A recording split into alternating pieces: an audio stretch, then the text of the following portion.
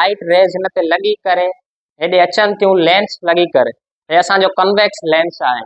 Convex lens सां लॻी करे अचनि थियूं, असांजो हे रेटिना आहे, रेटिना वटि इमेज फॉर्म थो थिए, यानी इहा नॉर्मल विजन आहे। पर डिसऑर्डर्स में छा थींदो आहे, शॉर्ट साइटेडनेस में छा थींदो आहे, एलोंगेशन ऑफ आई बॉल थींदी आहे, जंहिंजे करे इमेज फॉर्म थींदो आहे रेटिना खां पहिरियां, जिथे हाणे शॉर्ट साइटेडनेस, हाणे हे कन्वेक्स लेंस मां हिन जूं लाइट पास थियूं, हाणे हिन लेंस वटि मोर पावर आहे, इलोंगेशन ऑफ आई बॉल थी वियो आहे, हिन लेंस वटि मोर पावर आहे। हाणे जेतिरो लेंस वटि पावर हूंदो उहो रेस खे कन्वर्ज ओतिरो कंदो। कन्वेक्स लेंस जो कमु हूंदो आहे रेस खे कन्वर्ज करणु, हिकु पॉइंट ते मिलाइणु। हाणे जेतिरो लेंस वॾो हूंदो ओतिरी हुनजी पावर वधीक हूंदी। हाणे हिते हे लेंस हिन जी पावर हाई आहे, हिन जी पावर हाई आहे त रेस खे रेटिना खां पहिरियां ई इमेज खे फॉर्म थो कराए, रेटिना खां पहिरियां ई इमेज खे फॉर्म थो कराए, त असां लिखियोसीं image form in front of retina. इन में थींदो छा आहे, फार ऑब्जेक्ट्स नॉट क्लियर, जेके परे वारा ऑब्जेक्ट्स हूंदा आहिनि उहे असांखे क्लियर ज़ाहिर न थींदा आहिनि। हाणे लॉन्ग साइटेडनेस, जंहिंखे असां हाइप्रोपिया बि चवंदा आहियूं, लॉन्ग साइटेडनेस बिल्कुलु हुनजे अपोज़िट आहे।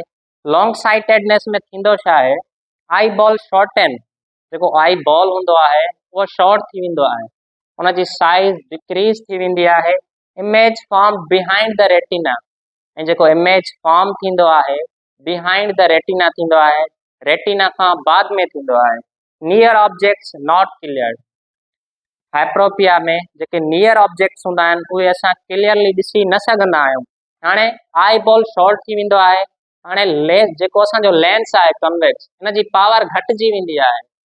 हाणे जेको हाइप्रोपिया आहे उहो ओल्ड एजिस मैन्स में घणो थींदो आहे, यानी जेके वॾी उमिरि जा हूंदा आहिनि, हाइप्रोपिया उन्हनि में घणो हूंदो आहे, उन्हनि में ई ऑलमोस्ट थींदो आहे, छो त जेको उन्हनि जूं सेलरी मसल्स आहिनि उहे वीक थी वेंदियूं आहिनि, जेको लेंस आहे न उनजी पावर वीक थी वेंदी आहे। अगरि लेंस जी पावर वीक थी वेंदी आहे त हू टाइम वठंदो आहे, रेस खे कन्वर्ज करण में टाइम वठंदो आहे। हाणे हिन में थींदो छा, लॉन्ग साइटेडनेस में फ्लावर आहे, हिन ते रेस लॻंदियूं, टाइम थो वठे, जेको इमेज फॉर्म थो थिए उहो रेटिना खां बाद में थो इमेज फॉर्म थिए, यानी बिहाइंड द रेटिना। हिन में थींदो छा आहे, नियर ऑब्जेक्ट्स नॉट क्लियर, जेके नियर ऑब्जेक्ट्स हूंदा आहिनि असां क्लियरली ॾिसी न सघंदा आहियूं। So that's my topic, thank U. Most merciful and most beneficial. My name is Mohammad Sami Baikat Sumro from class Metric. Today I am here to deliver presentation on the topic of human eye. So in this presentation I will discuss about introduction to eye, location of eye, protection of eye and layers of eye. So first I will discuss about the introduction of eye. The study of eye is known as ophthalmology.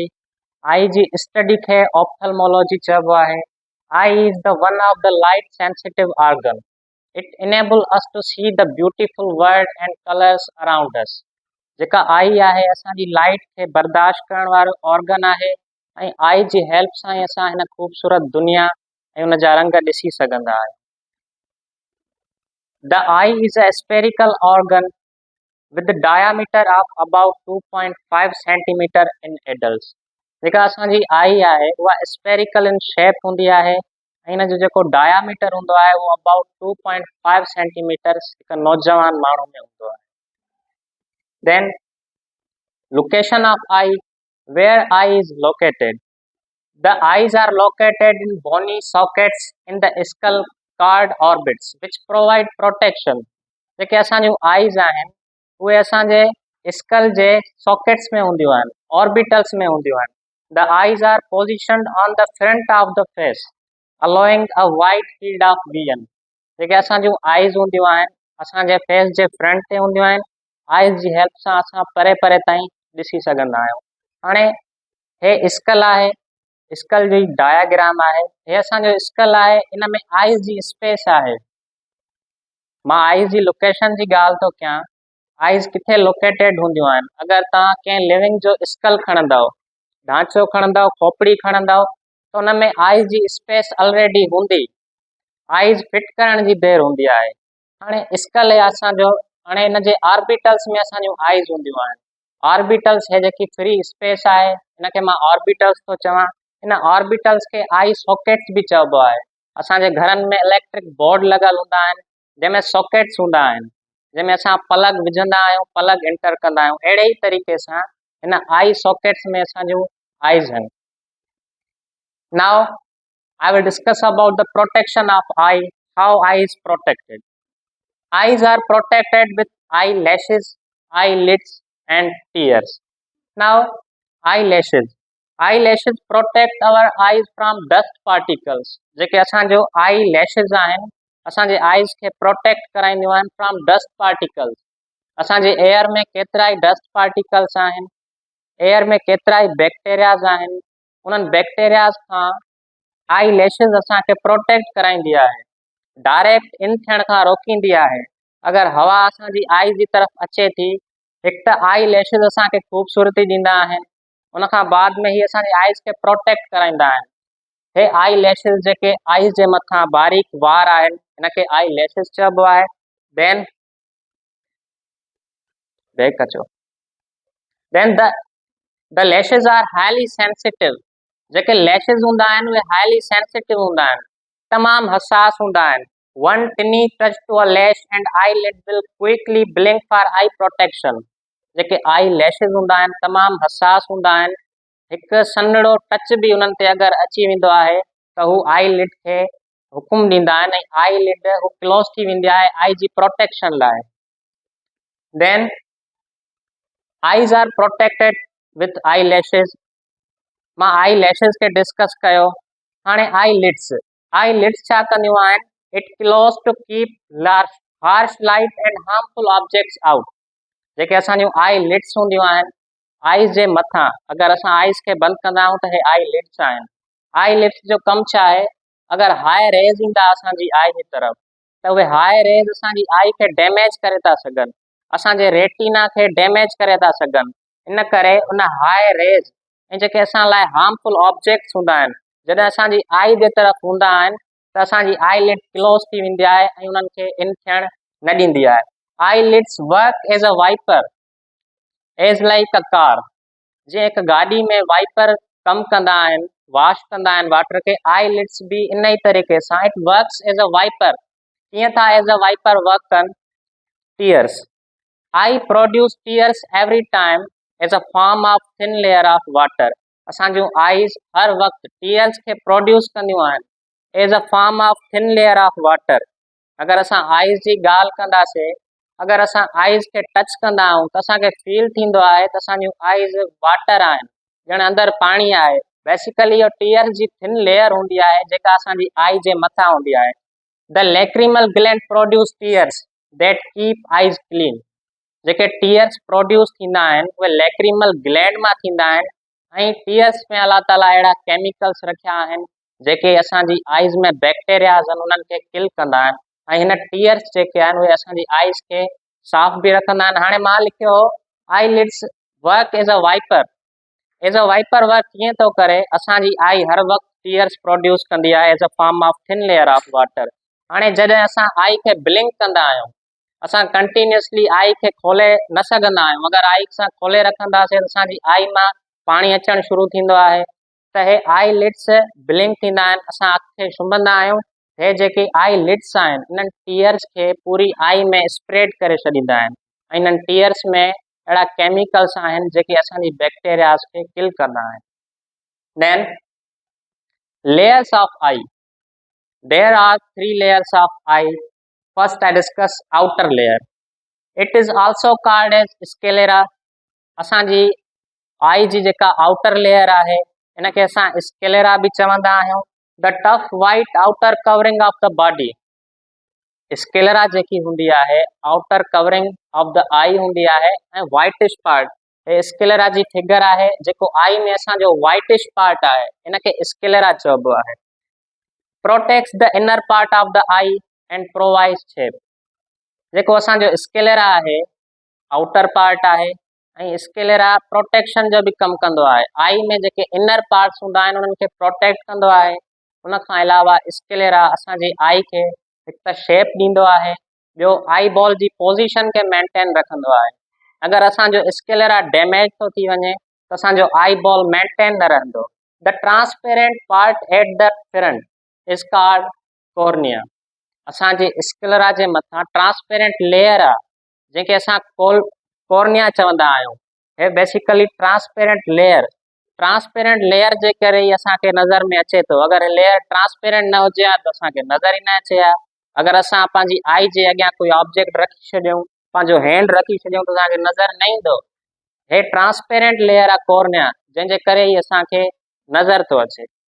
Than middle layer of eye, it is also called as choroid. Middle layer of eye खे असां choroid बि चवंदा आहियूं। Contains blood vessels that supply oxygen and nutrients to eye. Middle layer जंहिंखे असां choroid बि चयोसीं, इहे छा कंदियूं आहिनि? इन्हनि में कोराइड में मिडिल लेयर में ब्लड वेसल्स हूंदा आहिनि जेके असांजी आई खे ऑक्सीजन ऐं मौजूनात सप्लाई कंदा आहिनि। Then including iris, pupil, ciliary muscles and lens. असांजे कोराइड में आइरस हूंदो आहे, पीपल हूंदो आहे, सिलरी मसल्स हूंदा आहिनि ऐं लेंस हूंदो आहे। देन आइरिस, आइरिस छा आहे? Coloured part of I. Iris जेको आहे आई जो कलर्ड पार्ट आहे। हाणे आइरस जेको आहे उहो मुख़्तलिफ़ माण्हुनि में मुख़्तलिफ़ थींदो आहे। हाणे कंहिं माण्हू में ब्राउन थींदो आहे आइरस, कंहिं माण्हू में ब्लैक थींदो आहे, कंहिं माण्हू में कंहिं ॿिए कलर जो थींदो आहे। यानी आइरस असांजो कलर्ड पार्ट ऑफ आई आहे। आइरस कंदो छा आहे? It control the size of pupil. हाणे आइरस फिगर में ॾिसो, ही आइरस आहे असांजो आई जो, हे जेको आहे कलर्ड पार्ट, हिनखे असां आइरस चयोसीं। आइरस छा थो करे? Control the size of pupil. Iris pupil जी साइज़ खे कंट्रोल थो करे। हाणे पीपल छा आहे? Pupil is the centre of iris. Pupil is the centre of iris. जेको असांजे आइरस जो सेंटर आहे इनखे असां पीपल था चऊं। हे आइरस कलर्ड पार्ट ऑफ आई, हिन आइरस जो जेको सेंटर आहे हिनखे असां पीपल चयो। असां चयो त आइरस कंट्रोल थो करे साइज़ ऑफ पीपल खे। कीअं थो कंट्रोल करे? Size of people becomes decrease in bright light. जॾहिं रोशनी वधीक हूंदी आहे त असांजे पीपल जी साइज़ डिक्रीज थी वेंदी आहे। अगरि रोशनी वधीक हूंदी, अगरि हाई रेज़ हूंदा त उहे असांजे रेटिना खे डैमेज करे था सघनि। इन करे पीपल छा थी वेंदो आहे? डिक्रीज थी वेंदो आहे। पीपल जी साइज़ डिक्रीज थी वेंदी आहे in bright light, but the size of pupils become increase in dim light. जॾहिं रोशनी घटि हूंदी आहे, डिम लाइट हूंदी आहे, इन पीपल जी साइज़ इंक्रीज थी वेंदी आहे। हाणे ciliary muscles, it is a smooth muscles in the eye that changes the shape of lens to help the focus on objects at different distances. असांजी eyes में ciliary muscles हूंदियूं आहिनि। Ciliary muscles, असांजी eyes में ciliary muscles हूंदियूं आहिनि जेके छा कंदियूं आहिनि? लेंस जे शेप खे हेल्प ॾियाराईंदियूं आहिनि। असां परे परे ताईं को ऑब्जेक्ट ॾिसंदा आहियूं, डिफरेंट डिस्टेंस ते को ऑब्जेक्ट ॾिसंदा आहियूं, हे सिलरी मसल्स लेंस खे हेल्प ॾियाराईंदियूं आहिनि उहो ॾिसण में। हाणे accommodation process, when the ciliary muscles contracts, the lens becomes more convex। जॾहिं सिलरी मसल्स कॉन्ट्रैक्ट थी वेंदियूं आहिनि, जकड़जी वेंदियूं आहिनि, त जेको लेंस आहे उहो मोर कन्वेक्स थी वेंदो आहे, उन वटि वधीक पावर अची वेंदी आहे, which improves focus for closer objects. जंहिंजे करे असां क्लोज़र ऑब्जेक्ट्स खे ईज़ी ॾिसी सघंदा आहियूं। when it relaxes, the lens become less convex, which improve the focus for near objects। जॾहिं असांजो सिलरी मसल्स रिलैक्स थी वेंदियूं आहिनि त जेको असांजो लेंस आहे उहो लेस कन्वेक्स थींदो आहे, जंहिंजे करे असां नियर ऑब्जेक्ट्स क्लियरली ॾिसी सघंदा आहियूं। देन lens, what is lens? Lens is a curved structure in the eye located behind the iris। असांजो जेको लेंस हूंदो आहे उहो कर्व्ड स्ट्रक्चर हूंदो आहे। जेको असांजो आई में लेंस हूंदो आहे उहो कन्वेक्स लेंस हूंदो आहे, जेको कर्व्ड स्ट्रक्चर हूंदो आहे, ऐं हे lens behind the iris, iris खां बाद में हूंदो आहे। It focus the light rays that passes through it and on to the retina. Lens जेको आहे उन्हनि रेस खे फोकस कराईंदो आहे जेके रेटिना जी तरफ़ वेंदियूं आहिनि। हे असांजो लेंस आहे। हे असां आइरस पढ़ियो हिनखे। हाणे आयरस खां बाद में लेंस थो अचे। Then inner layer of eye, inner layer of eye खे असां ॿियो रेटिना भी चवंदा आहियूं। It is also called as retina. The light sensitive layer at the back of the eye, ये जेकी रेटिना हूंदी आहे इहा बेसिकली लाइट खे सेंस कंदी आहे। जेको इमेज फॉर्म थींदो आहे उहो रेटिना वटि थींदो आहे। At the back of the eye, retina हिते मौजूद हूंदो आहे। इनर लेयर ऑफ आई आहे। Contains rods for low light vision, इन रेटिना में रोड सेल्स हूंदा आहिनि लो लाइट विजन लाइ। हाणे रोड सेल्स छा कंदा आहिनि, जॾहिं असां लो लाइट खे ॾिसंदा आहियूं, जॾहिं रोशनी घटि हूंदी आहे त उते सेंसिटिव कहिड़ा सेल हूंदा आहिनि, रोड सेल्स हूंदा आहिनि। बट हे आल्सो कंटेन्स कॉन सेल्स, जेके असांजो रेटिना आहे इनर पार्ट ऑफ आई आहे, हिन में कॉन सेल्स भी मौजूद हूंदा आहिनि। कॉन सेल्स छा कंदा आहिनि, कॉन सेल्स ब्राइट लाइट लाइ सेंसिटिव हूंदा आहिनि। जॾहिं लाइट असांजी ब्राइट हूंदी आहे उते असांजा कहिड़ा सेल सेंसिटिव हूंदा आहिनि, कॉन सेल्स। ऐं कॉन सेल्स कलर विजन भी आहिनि, यानी असांखे डिफरेंट कलर्स में डिफरेंशिएट ॾेखारींदा आहिनि। Cone cells convert light into electrical signals and send to the brain. जेको असांजो रेटिना आहे इन लाइट खे कन्वर्ट कंदो आहे इलेक्ट्रिकल सिग्नल्स में ऐं ब्रेन ॾे मोकिलींदो आहे वाया ऑप्टिक नर्व। हे असां रेटिना इन खे चयोसीं inner part of eye. Inner part of eye खे असां रेटिना चयोसीं। हाणे रेटिना जेको आहे इन लाइट रेस खे इलेक्ट्रिकल सिग्नल्स में चेंज करे ब्रेन जी तरफ़ मोकिलींदो आहे ऑप्टिक